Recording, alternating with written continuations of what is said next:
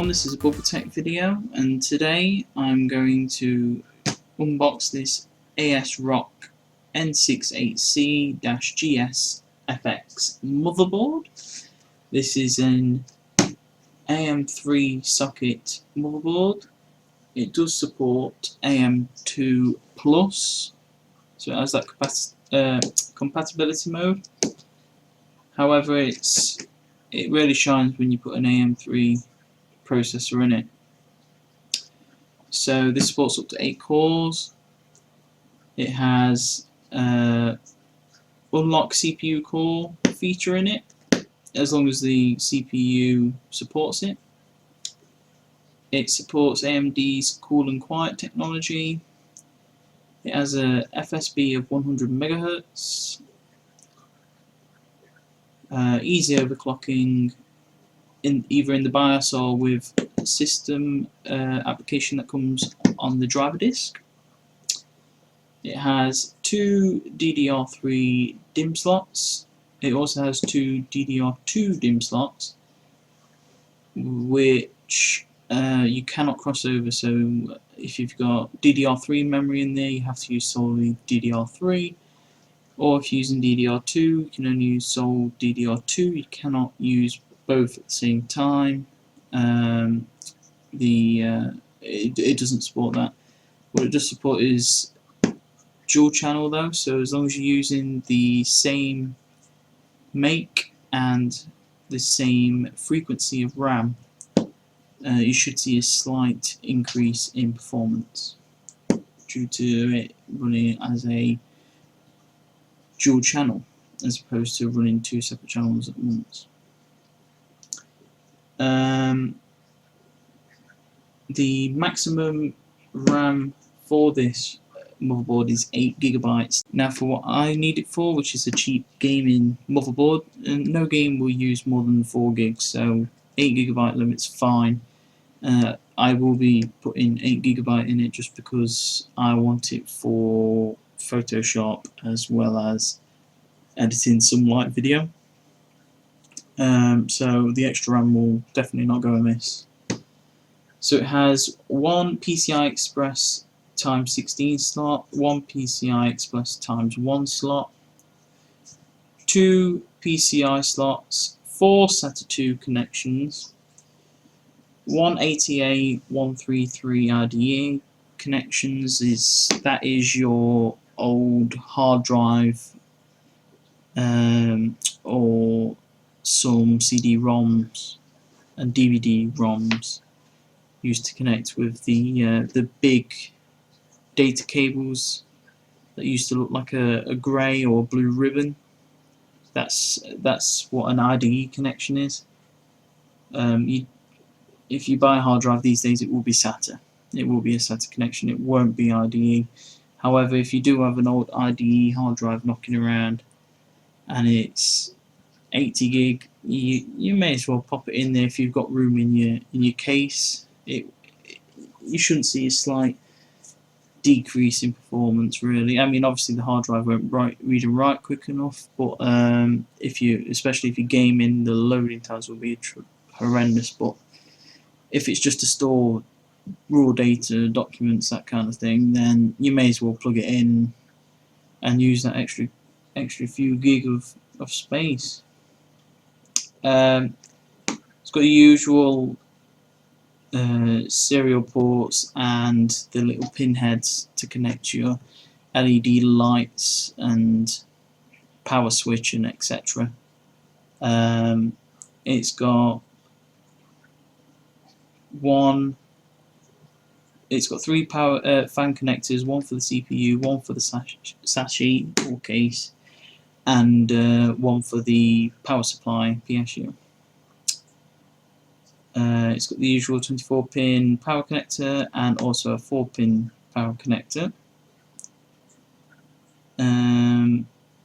This has on board an NVIDIA GeForce 7025/nForce 630A graphics on board, so it won't run games. However, if you was just going to watch YouTube on your desktop, or if you was literally using it just for email or something like that, there would be no need to go out over a graphics card, because that will do you just fine. Okay, so this is an AMD board. I've never purchased an AMD processor before, so I'm kind of sailing through unknown waters at the moment. However, the processors that this particular motherboard supports are the AMD Athlon 2 family. That's the 4-core, the 3-core, the 2-core. The Sempron processors, and also it supports the AMD Phenom 2. That's the 6-core, the 4-core, the 3-core, and the 2-core, except the 920 and the 940 does not support those. This board only supports the processors that go up to 95 watts. The 920 and the 940 are, I think they're about 125 watts, so this motherboard won't be able to power them. However, it does have backward compatibility for the Phenom FX, the original Phenom, the Athlon 64 FX, the Athlon 64 x2, and the Athlon 62 dual core. Sorry. The Athlon 2 dual core, the Athlon 64, and Sempron processors, previous generation. So let's go ahead and take a look at the box. So this was bought from Amazon.co.uk. Got this for $34.99. And that came with free postage and packaging. If you sign up for a new account with Amazon.co.uk, you'll be able to get a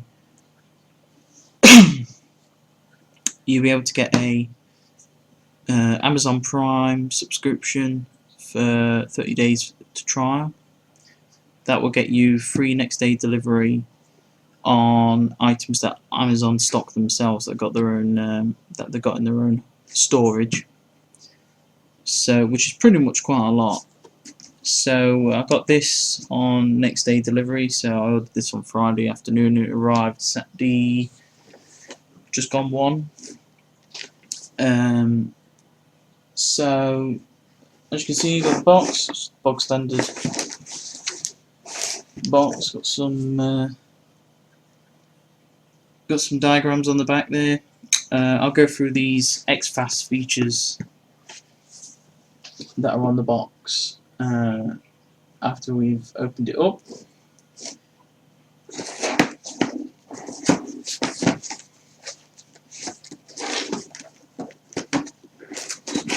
Top. Okay. We have a back port slot, cover to go over your back of your case for the sockets, USB ports, etc.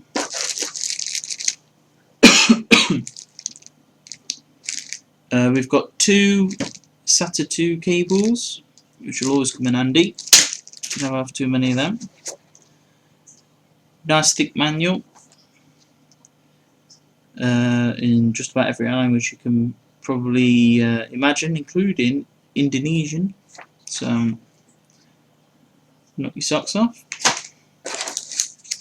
Driver disc and software disc. Lift up this little cardboard. Here we have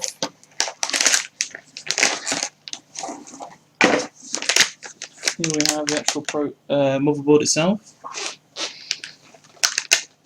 Always comes in this anti-static wrapping to protect it during transport. Bit of polystyrene underneath.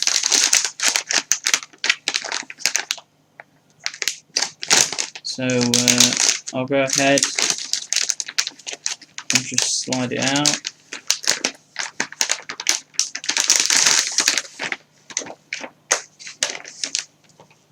And there we have it. So you've got, obviously you got your CPU socket there. I believe the yellow is DDR3, the blue is DDR2 if it follows my Intel board configuration, which it probably won't. Yeah, look, pretty much looks bog standard. It's got written on the board, I don't know if you can see that.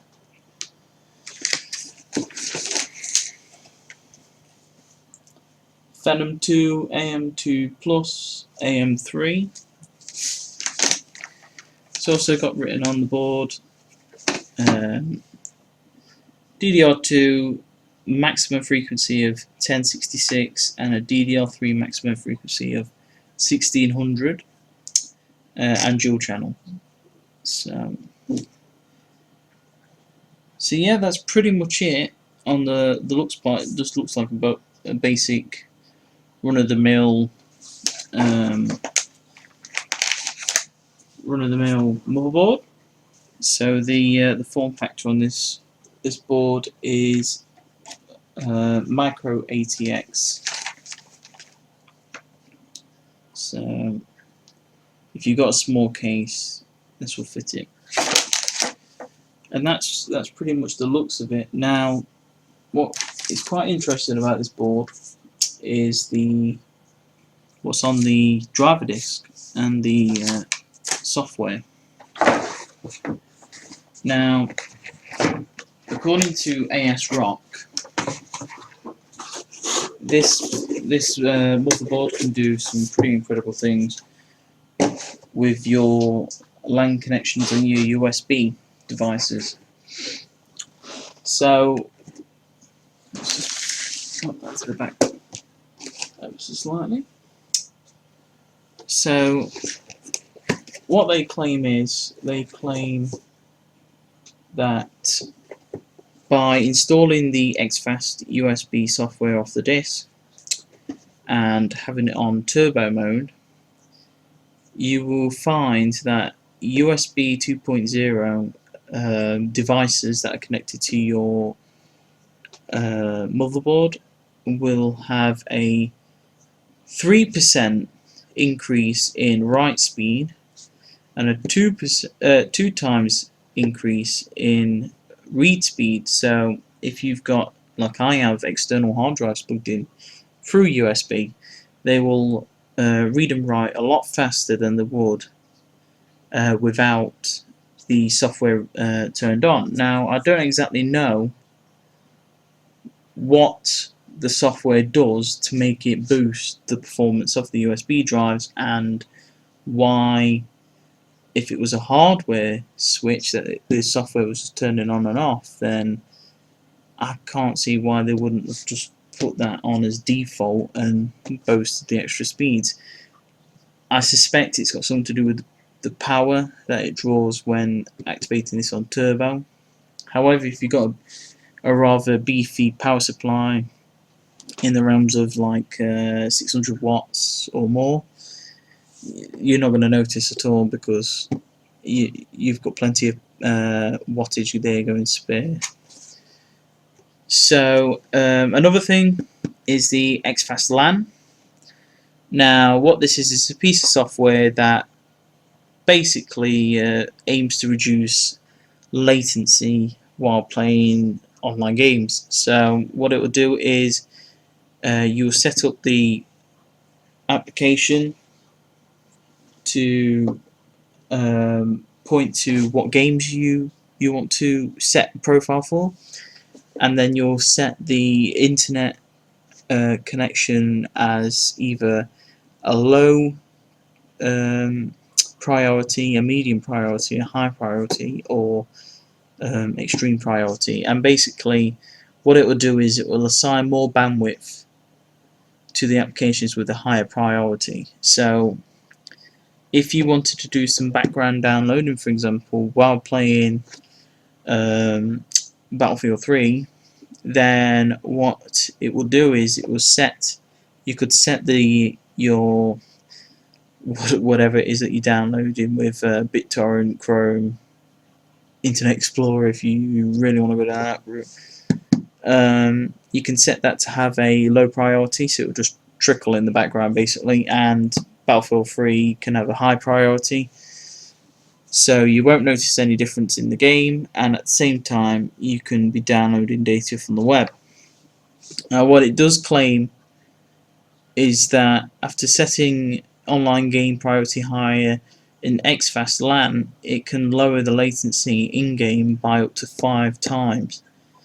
Now, I'm assuming that's if you've got one single game on high priority and absolutely everything else on low or minimal priority to get speeds that quick.